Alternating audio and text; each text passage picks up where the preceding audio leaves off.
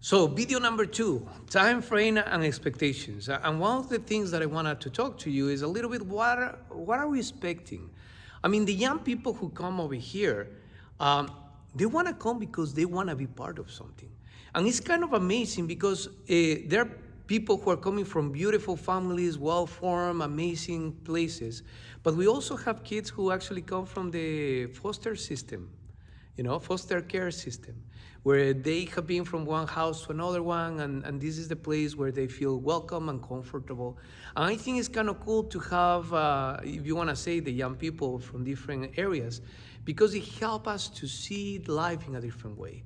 And during the years, we have young people who, actually you are coming from the oratory, part of your oratory is your coming. So he can tell us the story and then how it works. So tell us your story and then a little bit of the expectations. I think it's so beautiful that we get to see how like some of our oratorians that they started here as oratorians, people we cared for, and then they grow up to be animators like to this day, and we see them come back year after year. So I started when I was about 12, and now I'm here helping JC run with the core team. So I think it's so like beautiful to see how like we progress and we continue to just like improve our like way of welcoming people and just like being here.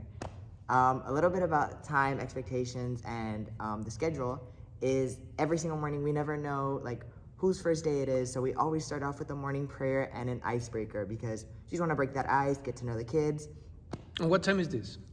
We start every single day from 12 to 4. Every single day or every single Saturday? Every single Saturday from 12 to 4. So we start off with our prayer and our icebreaker. And then we move on to our gospel, which typically revolves around a story from the Bible. And we tend to break it down, give an activity to just that way the kids get to connect with God, improve their relationship just from an early age.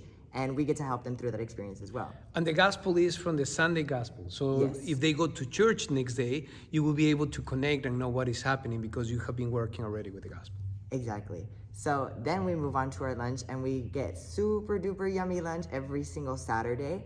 And it is prepared by anybody who volunteers, so we are looking for volunteers for our lunches as well. And we also get playground time. So this time is a special time because this is a time where you get to bond with your oratorian and just be there with them.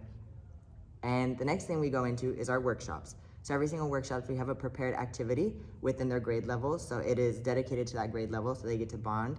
And they get to learn something new, ranging from a new sports activity, a dance, an arts and crafts, or maybe even cooking something. And then we enter our friendly competitions, which is whole camp, which is where they get to compete against other grades and just like work together, develop teamwork skills and citizenship. And we end off with our prayer and our good night at 4.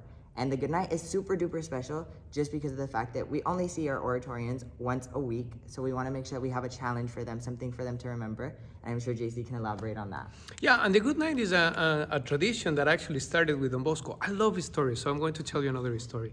So what happened is one time these kids go to St. John Bosco door, knock the door, and Mother Margaret opens the door and say, yes, how can I help you? And they're like, I don't have place to stay, I need something. And Don Bosco was there and said, of course, you're welcome. And Mama Margaret looked at Don Bosco and said, we don't have space, we don't have money, we don't have anything to offer. And Don Bosco is, we do have something, come on, we welcome you. And it was interesting because that night, these kids actually stole from Don Bosco. They stole some things and then ran away. And it was actually kind of like amazing because suddenly the police grabbed them and they brought them and they say, hey, Don Bosco, they say that you gave them this as a gift. And how can this be possible? And those were the things that were stolen from Don Bosco. And Don Bosco looked at them and said, yes, I gave them this as a gift. It's theirs. And the police is like, oh, we couldn't believe that. So they just let the kids go, and why not? But based on that, Mama Margaret says, I can't believe it that this can happen. They need to know who Don Bosco is and why it's so important to believe in God and to believe in the principles and values of who we are. So Mama Margaret, when another set of kids come, she will start telling them the good nights. That basically is a beautiful story about something that happened or something related to the Bible or something related to life that will help the kids to go to bed with this last thought in their mind. And so the young people will not dare to steal from Don Bosco and things like that. So that is a good night. And we continue doing this. We continue the tradition. And that is a beautiful example. So just to clarify, We meet every Saturday, is that right? From 12 to 4 From 12 to 4. Normally we start in September in September, and we run all the way until May. until May. So basically when they have the first communion classes is when we have our activities. So it's from 12 to 4.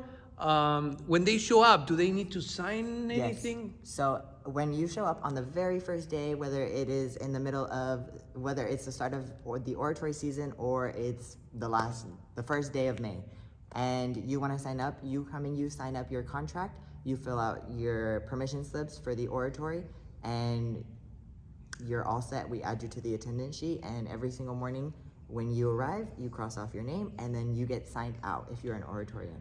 For an animator, you sign out your own permission slip, and the same thing applies. And at the end, when they sign out, they can get hours, is They that can right? get hours. So for every single day that you are here, you get 4 hours because you are here from 12 to 4, with the expectation that you stay for a 10-minute meeting afterwards. But you earn 4 hours, so that can apply to any school hours, volunteer hours, or any confirmation hours. Perfect. I don't think we're forgetting anything, is that right? I don't think so either. So this is video number 2. Will be video number 3 soon. Okay? Thank you.